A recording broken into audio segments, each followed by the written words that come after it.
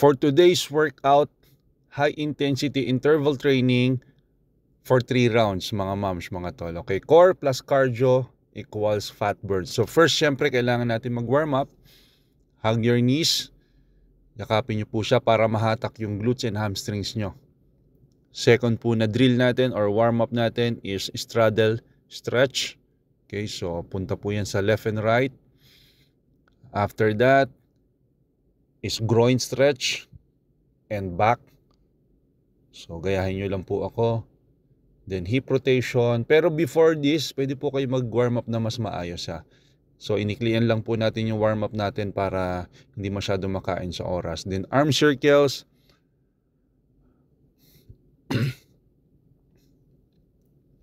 After that is shake your arms, stretch your neck. Then ready na po tayo. Okay? Position and 3, 2, 1 and start. So workout pala natin to mga moms, mga tol, is 3 round, 6 exercise, 30 seconds work, 10 seconds rest. Okay, first exercise po natin is squat, then cross crunch. So squats po muna, then elbows to knees, magsasalubong. Huwag niyo pong madaliin bawat exercise, hinay-hinay lang po. So kahit hindi niyo po ako sabayan mismo sa pacing ko, depende po sa fitness level nyo now kung gaano na po kayo kalakas. So 10 seconds rest. After that is combination po ng running place and jumping jacks.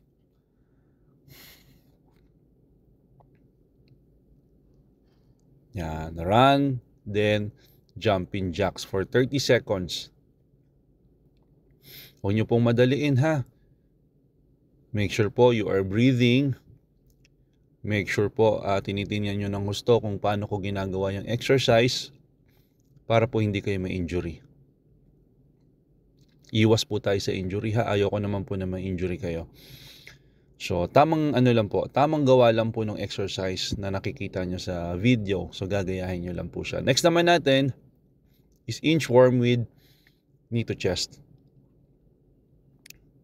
So crawl forward, then knees forward, then up. So maganda po ito para sa ating core, arms, and legs.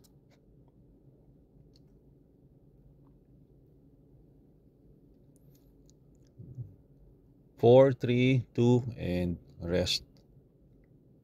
Okay, pahinga po muna. 10 seconds lang po ito. Okay, 6 na exercise to mga moms, mga tol ha. So, focus lang po tayo. Yan, planks walkout po yung next natin. So, naka-plank position po kayo. Make sure hindi mataas masyado yung puwet, hindi rin masyado mababa. Then, walk your feet out, then walk your feet in. So, walk out, yan, then in sa original position. 30 seconds. So, challenging po ito sa arms and core. Ang ganda po ito sa arms and core natin. Inhale, exhale po. Proper breathing po, importante bawat exercise. Okay, importante po na hindi nyo pinipigilan yung paghinga nyo. Okay, kasi po pwede po kayo mahilo. Next natin is seated, knee to chest. Yan.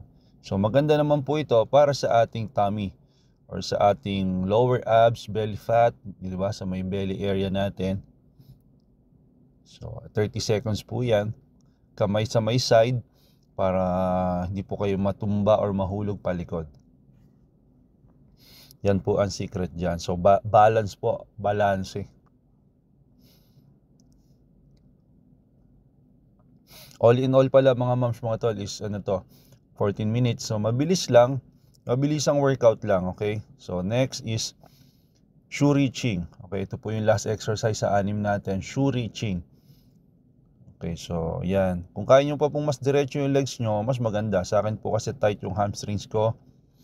So hindi ganun ka-flexible, kaya hindi ganun siya ka-straight. Yan. So try to reach your shoes. Yun po ang movement yan. Pag hindi naman po kaya, kahit nakababa yung paa, pwede po, crunches. So, yun po ang option natin dyan. Okay, rest po muna tayo. Ililipat ko po ng angle yung video natin para maiba lang yung point of view.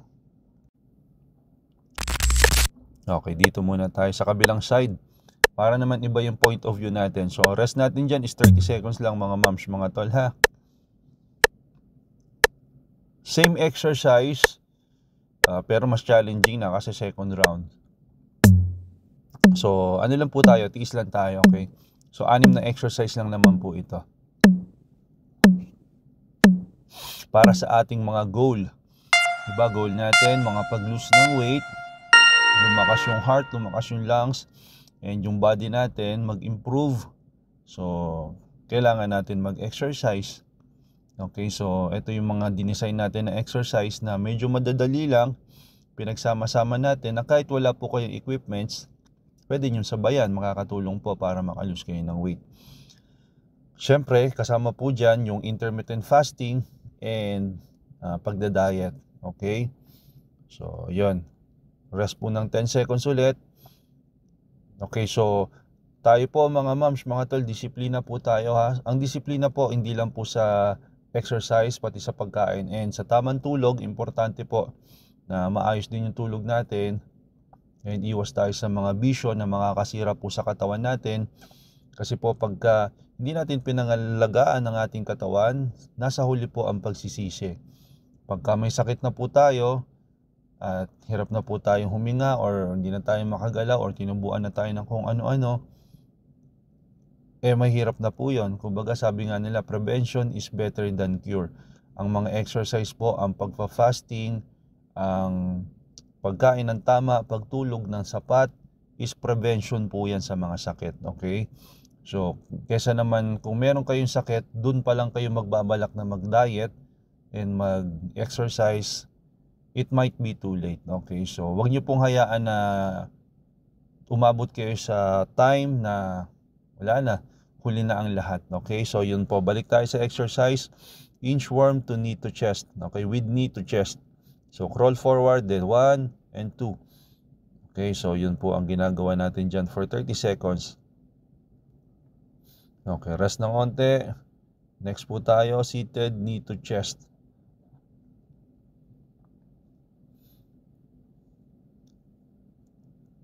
Yan, okay. So, yan po. Iniibaw lang po natin yung point of view para makita nyo naman yung ibang angle ng exercise. So, may bandang side. Maganda po yan para sa ating lower abs. Ang seated, knee to chest for 30 seconds. Kamay sa side for balance para po hindi kayo malaglag palikod.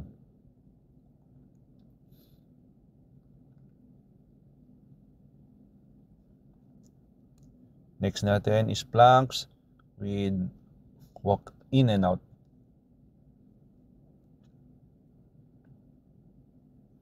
Yan.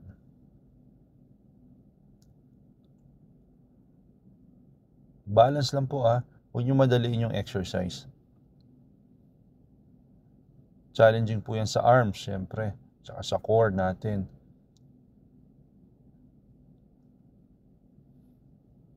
Tsaka iwas-iwasan nyo rin yung pagkukonsume ng mga negativity sa online. Ngayon, ang uso ngayon is yung mga puro cheating.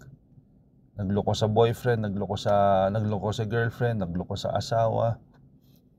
Negativity po yan, okay? So, wala nang disiplina talaga. Karamihan ngayon, inuuna yung tawag ng laman, okay, kaysa i-priority yung pamilya or yung karelasyon. Okay, so might as well, kung meron po kayong tawag ng init ng katawan, i-workout nyo na lang po para yung isip nyo umalign, umayos. Okay, makapag-isip-isip po kayo kung tama ba yung ginagawa nyo. Okay, so rest natin.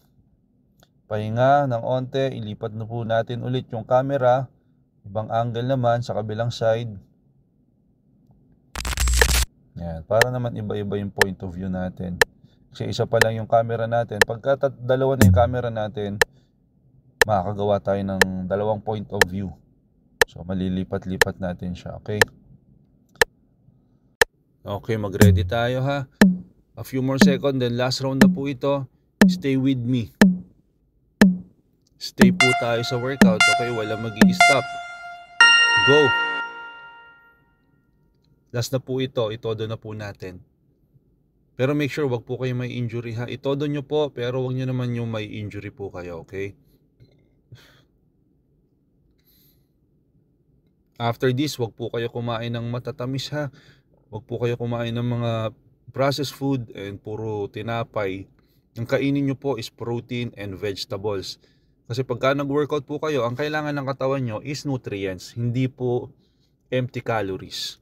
Kasi pagka pinasok nyo po sa katawan nyo empty calories, sayang lang din po yung workout nyo. Nag-workout nga kayo, kaso ang kinain nyo naman is walang laman or empty calories na tinatawag, sayang lang po, okay? So, kain po kayo ng itlog or kamote, saging na saba, fish, chicken. Yan po ang mga kainin nyo, okay?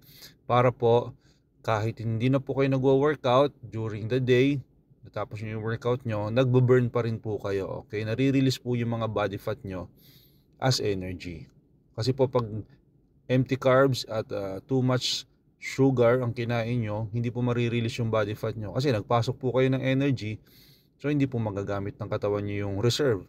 Kailangan po kasi ma-deplete muna yung energy nyo sa muscles nyo and sa liver nyo para mag-release yung katawan nyo ng excess body fat or yung reserve natin. Okay, so ito po, inchworm with knee to chest.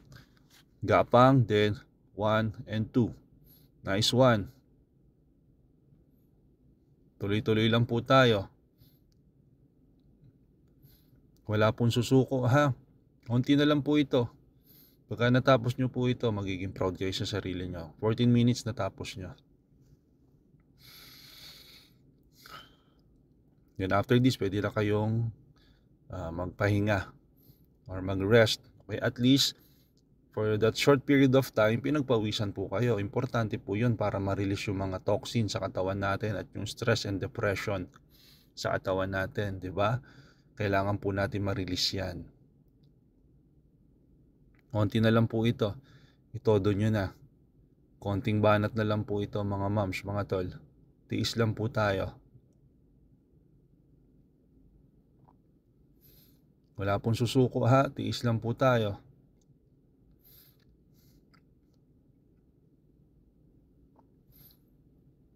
And lagi nyo pong iisipin, kaya po tayo nagwo-workout kasi number 1 is good for our health. Okay, for our mind, our body, siyempre minsan our soul, mare-refresh po yung utak natin, mare-refresh yung katawan natin, pag-isip-isip po tayo. Yan po ang for me benefit ng pag-exercise. Napakaganda po sa mindset, mental. Kasi pagka nagwo-workout ka, iniisip mo lang yung hingal, yung hinga mo, 'di ba? Yung sakit sa katawan, 'di ba? So ayun yung maiisip mo, hindi yung mga problema, mababawasan. Then after that, yung happy hormones na tinatawag, marirelease after workout.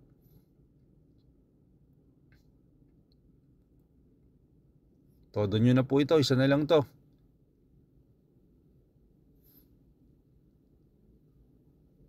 So yun, sa umabot dito sa dulo, good job po sa inyo mga moms, mga tol. Maraming salamat po sa inyong pagsubaybay. Sundan nyo po ako dito sa aking YouTube channel.